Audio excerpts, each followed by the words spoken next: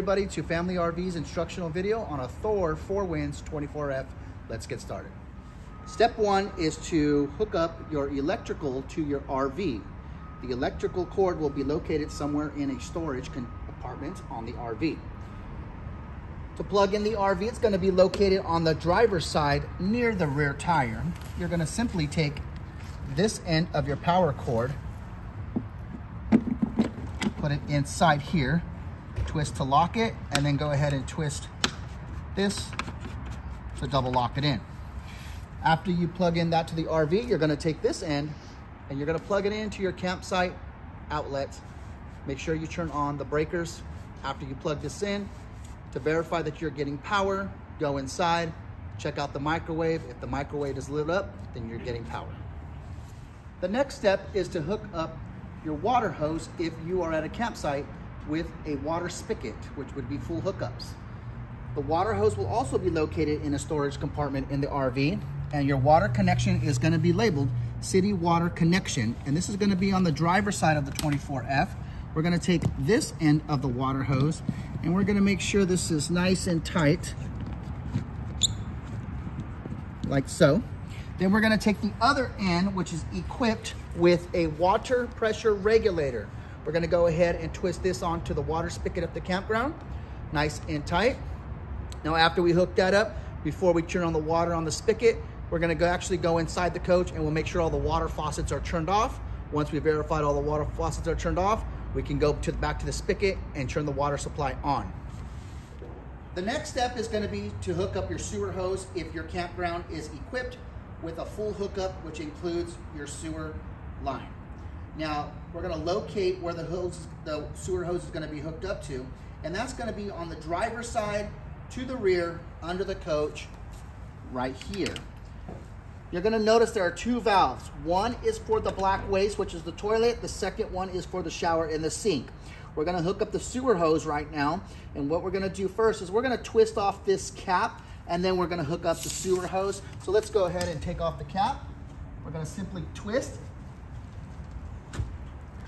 the cap off, and then we'll hook up the sewer hose. Okay, this is our red sewer hose right here. It may be stored in a plastic container in your coach inside one of the storage containers. There's about 4 little notches on here, and we're just going to twist this sewer hose and lock it into place like so. The other end of the sewer hose, which is this end with your clear elbow, will go into your campground hole that's for your sewer. Now we're going to leave the black and the gray valves closed, even if you are hooked up to a sewer hose. We need pressure to build up first before we release the waste. Now that we've hooked up our electrical, sewer, and water hose, the next step is going to be to deploy the stabilizing jacks on the 24F. The stabilizing jacks are located at the rear of the coach underneath here. There are only 2 stabilizing jacks that we need to deploy. We are going to go push the button on and deploy the stabilizing jacks, and we're going to show you where the buttons inside the coach are located. The on and off button for the stabilizing jacks and the button to extend the stabilizing jacks are located at the entry door to the left, right here, right below the battery disconnect. So we're going to go ahead and turn that button on, and then we're just going to hit extend, and we're going to wait for the jacks to deploy in the rear. Now, once the stabilizing jacks hit the ground, they will not automatically stop.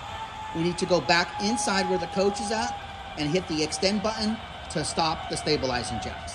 Okay, we have stopped the stabilizing jacks from deploying by pressing the extend button inside, located at the entry door to the left at the bottom by the steps.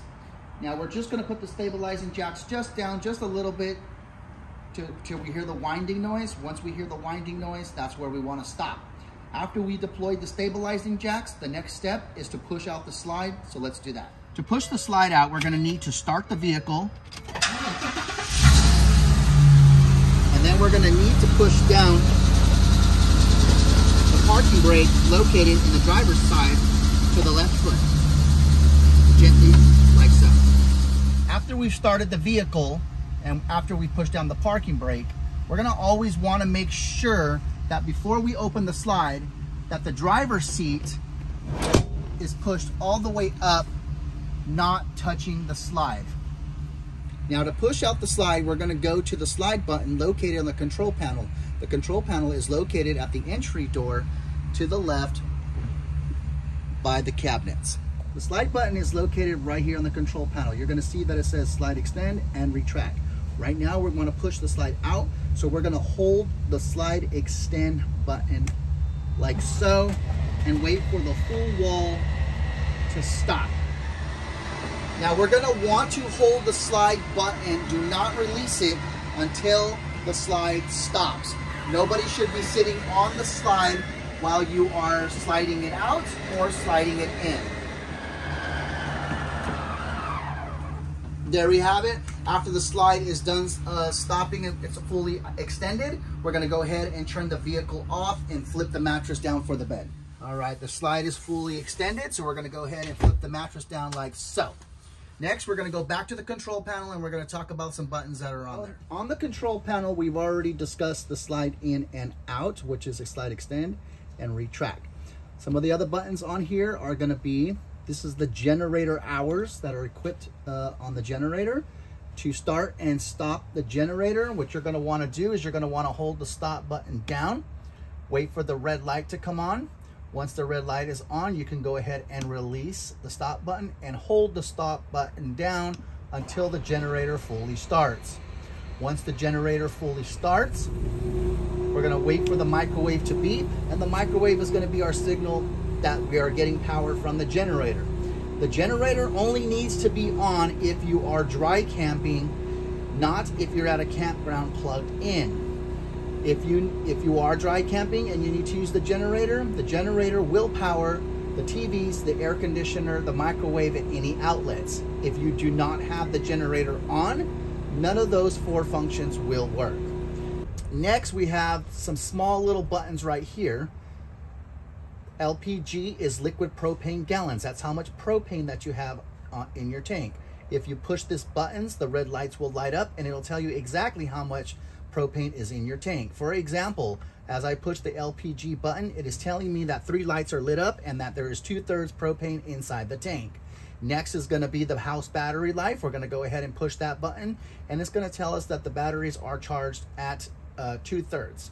Next is your fresh water tank, which is your onboard reservoir for the coach if you are dry camping or if you are on the road. The fresh water is telling us that it is full, and the black tank is going to be for the toilet, which is telling us it's empty right now, and the gray water tank is also empty right now. Now, in order to use your supply of fresh water, if you are on the road and you're not at a campground and you're not hooked up to a water hose, you're going to need to turn the water pump on. That water pump is going to pump the water out of the fresh water tank and allow you to have water while you're on the road. Now, always remember to turn this water pump off when you are not using it. You do not need the water pump on if you are hooked up at a campground to a city water hose. It's either or. Next, you're going to see that it says water heater. Now, these 2 buttons are for the water heater. This is for an LP gas to heat up your water heater. That is if you're dry camping. If you are dry camping and you need hot water, you're going to turn the water pump on and then turn on your gas propane water heater. Once it ignites, you're going to give it about 30 minutes to get hot. Now remember, the water heater tank is only 6 gallons, which means quick military style showers if you want a lot of people to get a shower in a row. If you don't, you'll have to wait the next 30 minutes or so to get it warm again. Next is your water heater on your 110. If you are plugged in at a campsite, use your electric water heater to save your propane. Now, if you are plugged in at a campground, yes, you can use your LP gas if you choose to. It's up to you which one you want to use if you're plugged in. This 110 right here will also take about 30 minutes to get hot. A privacy curtain will be located inside the coach. The privacy curtain has a Velcro strip right here, and you're going to notice there's a Velcro strip right here, underneath by the windshield, all the way around, and that's going to give you privacy at night. So all you have to do is grab this, strap it on right there, kind of wrap it around, and start connecting all the Velcro to it. And these are some buckles to strap in right here in case you have any blankets up here or anything like that, or if you have a child that rolls around a lot, this will help keep them intact on the bed. Next is the Dream Dinette. Turn this into a bed. You're going to simply look underneath the table right here, and you're going to see a bar that you are going to twist like so to unlock it. You're going to move the cushions up like so, and then you are going to push with your hands in the middle of the table like so, and the bed will go down and the cushions will fill in the space for a bed. When you are done, you simply just reverse the process, lift the table up all the way and lock it back into place and place the cushions back in order. All right, right underneath the kitchen sink, you're going to notice there are some switches. There are some light switches, and one is for your vent above for when you are cooking to turn that vent on. Next is going to be your stove. Make sure that if your coach has a glass top, make sure the glass top is open before you ignite the stove. Also, before you close the glass, make sure the stove is cooled down. You are simply going to just follow the arrow, turn it on the flame, and you're going to use the igniter to spark the flame. You can do all three like so, okay? To light the oven, you're going to simply, this is the oven one, you're going to turn it to the flame. You're going to actually push it in to hold it to get the propane going. Then you will ignite it with this igniter, and it will eventually light the pilot underneath here. When you turn off the stove, it will automatically shut off the pilot. Next, we're going to talk about the refrigerator. The refrigerator will be pushed on automatic. Now, once we put it on automatic, it's going to automatically switch over to electrical or propane in the 12 volt. So you really won't need to mess with this in turning it on or off. We'll have it on for you when you depart. And as soon as you plug in, it'll automatically switch over to electric. And as soon as you unplug, it'll automatically switch over to propane. The only way this fridge will go cold is if you shut it off. Once you shut it off, it resets and it'll need to start getting cold again. Located under the bedroom bed, there is the breakers and your fuses. You're going to simply push that guy right there, spring loaded, and you're going to locate all your fuses and all your breakers. Now this will be helpful for you in case a breaker pops, something's not functioning, your outlets or whatever. First thing you're going to do is you're going to come down to the breaker box and check to make sure all the breakers are on. In the bathroom, you're going to notice there are two switches on the wall. One is going to be for the light. The next one is going to be for your fan. Now, if your fan's not working from this switch, always check the two-way switch up here. This should always be on, and you can control the fan from the wall switch. To open up your vent, you're simply going to twist the knob up and then close like so. Make sure your vents are always closed before you start transporting or go anywhere, and make sure if it's raining, the vents are also closed. Next is going to be your shower, hot and cold, just like your house. If your shower and your RV has something like this, do not turn this knob right here at all. It will affect the flow of the water coming out. We only want to turn on the shower from these two handles right here. Also, your shower head is going to be equipped with an on and off button right here so that you can turn the water on or off to stop the water, and that's going to help conserve your water if you are dry camping. To flush your toilet, you're going to locate the pedal right here, and you will be able to flush and make sure the water goes down. Remember to only use RV marine paper for these RVs. Your thermostat for your air conditioner and your furnace is located in the bedroom next to the TV by the wall switch right here. You're going to simply follow the instructions on here. If you want heat, you're going to turn the button to heat and adjust the temperature like so right here. And you're going to put it on auto high or low, or just on high or low button right here. And then you can turn it off. Once you turn off your furnace, give it a few seconds. You're going to hear the fan still on. It'll shut off by itself. If you are in camping out in the summer and you need some cold air, simply put on the cool and adjust the temperature right here. Now remember, for the air conditioner to work, you have to have the generator on, or you have to be plugged in at a campsite. All right, at the entry door to the left, this is a battery disconnect dial. This should be on at all times when you have your coach. There's no need to turn that off. That is only to use turned off when we are storing the unit. You're gonna notice some other various buttons right here, and what they are is they are simply just light switches. One is for the interior, one is for under the steps, one is for the step light right here by the steps, and the other one is for the awning light, which is outside. And the button right here is to extend the awning out, which we're gonna do right now. We're gonna hold this button and the awning is gonna extend out. Now remember never to use your awning or have it out if it is windy or if there's very heavy rain outside. Pull it out till we see the flap. Always bring your awning in before you take off driving. Always bring your awning in when you're not there with it. If you go hiking or so, make sure you pull it back in. We never know when a windy condition is gonna come and rip the awning off. So that is what the awning looks out deployed. Now we're gonna bring it back in. Always make sure the awning flap is coming in towards you like so. All right, so your fresh water tank fill is located near the entry door on the passenger side right here. To fill this fresh water tank up, you're simply gonna twist this little cap off, stick your water hose right in there, turn your water on, and it'll overflow by itself. Now make sure that once it starts overflowing, you turn the water off quickly. We don't want to get too much pressure in there when we're filling it up. All right, we're gonna walk through this coach on the exterior and just show you a couple things, what everything is. This is an exterior TV that's located on the passenger side. Below that is gonna be some storage space. If you're wondering what this right here, this is a furnace exhaust. It does get hot, so make sure nobody touches this metal piece right here if you have the furnace on. Right above the furnace exhaust, we have the refrigerator door for access if we need to service the refrigerator.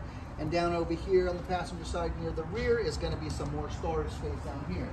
Over here on the driver's side, we're gonna show you what it looks like with the slide pulled out. So this is what it looks like. So give yourself a couple feet.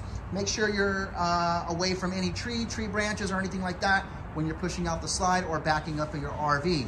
This is an exterior ladder. Nobody is allowed on the roof for safety reasons. We do not want anybody on the roof. The ladder is only for us to be able to go up there and service a component if needed. Now over here we have a Santee flush that you can't connect your water hose to this to flush out your black tank. And all you simply do is hook up a water hose to this. Make sure your black valve is open after you dump, and that'll kind of flush out the bottom of the black tank. Right above that, we have your unleaded fuel only. Make sure that if you do put fuel in your vehicle, make sure that you tighten this cap all the way or else a check engine light will go on. Right below the slide right here, be very careful not to hit your head, but you're gonna notice that there is the storage space right here, which your electrical, sewer, and water hose will be located. Over here to the, on the slide over here, this is some more storage space right here. And underneath the slide over there, we got the generator and a couple small storage spaces. And right below the water hose, we have an outdoor shower that is equipped with hot and cold water and a shower head. Over here, we have an access door. This access door is for us to service the water heater if needed. All right, we're gonna break the RV down. We're gonna do everything in reverse now. First, we put down the stabilizing jacks, and then we extended the slide. Now we're gonna retract the slide and put the stabilizing jacks up. So now we're gonna start the vehicle. The parking brakes should already be down, but double check that. Always make sure and double check that the driver's seat is clear of the slide. After that, we're gonna go put the mattress up on the bed, flip it up. Looks like it's already up. And then we're gonna come to the control panel and we're gonna hit retract, slide retract. And remember, nobody should be sitting on the slide while you're pulling it in and while we're retracting it. We're gonna hold the button down until the wall stops by itself.